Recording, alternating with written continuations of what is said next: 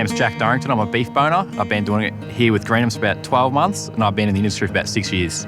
I've always been a big eater. I just love the beef and everything around it, and I thought I'll give it a go, see what it's like, and I've loved it ever since. I just love the physicality side of with the things you have to learn, and different types of cuts, and there's so much to learn, in the kill floor boning room.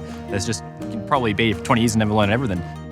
My parents were mortified when I said I was going to work at the abattoirs. They're obviously quite happy with now, but I went there for a quick dollar, and 24 years later, here I am running my own plant. Started just on the floor as a labourer, learned all the tasks in the boning room. From there, I was lucky enough to progress to leading hand, eventually boning room supervisor.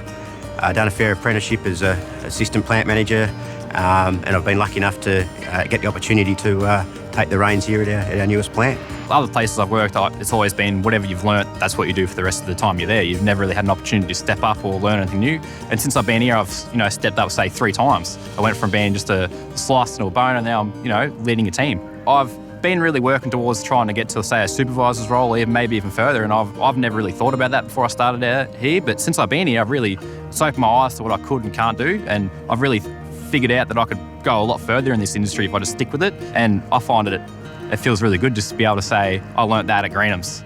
We're very big on training, so something not just Greenham's, but the industry's got a massive training base. It's very, very well utilised, right through from on-the-floor training to leadership development, diplomas in meat management.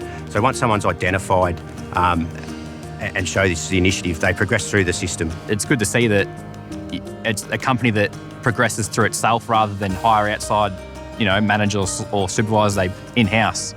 I'd say 95% of the management team at Greenham's has come through the ranks. So along the way, they adopt the Greenham values, they're taught the Greenham way, and that continues on all the way through the chain of management, which again flows down through the staff.